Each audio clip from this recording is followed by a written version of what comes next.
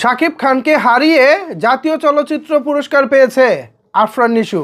এবার এ বিষয় নিয়ে মুখ খুলেছেন অপু বিশ্বাস। আসলেই কি শাকিব খানকে বাদ দিয়ে আফরান নিশুকে জাতীয় চলচ্চিত্র পুরস্কার দেওয়াটি উচিত হয়েছে? এই যে শাকিব খানের ভক্ত তথা সাকিবিয়ানরা বিষয়টির প্রতিবাদ জানাচ্ছে, এটাও কি ঠিক হচ্ছে? এই সমস্ত বিষয় নিয়ে মুখ খুলেছেন অপু বিশ্বাস।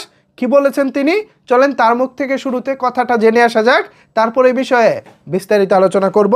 এখন আমরা অপু বিশ্বাসের বক্তব্যটা শুনব। আসলে এটা অভিজ্ঞ মানুষরা এটা জাজমেন্ট করেছে, এখানে আমার বলার কিছু নেই।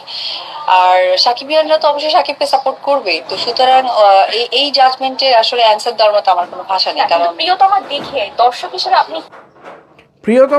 দর্শক হিসেবে আপনি কি মনে করেছেন? এর জবাবে অপু বিশ্বাস বলেছেন, আমি যাই মনে করি না কেন, দিন শেষে যারা বিচারক, যারা জাজমেন্ট করেছেন, তারা আসলে যা সিদ্ধান্ত নেওয়ার নিয়েছে।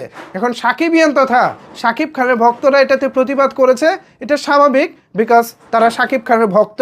তো শাকিব খানের যারা ভক্ত তারা শাকিব খানের পক্ষে থাকবেন, শাকিব খানকে নিয়ে প্রতিবাদ করবেন, এটাই স্বাভাবিক।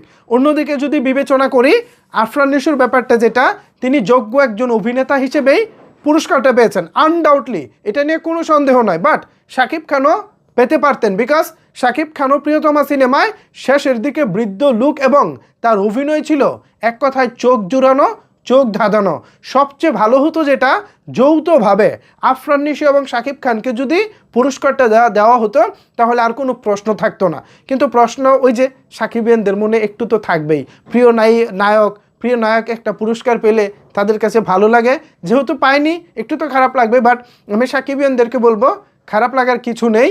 কম্পিটিশনে আপনি যখন মাঠে নামবেন, প্রতিপক্ষ হিসেবে যখন আপনি মাঠে নামবেন, একটা দল তো ভাই জিতবেই, একটা দল হেরে যাবে, আরেকটা দল জয়ী হবে।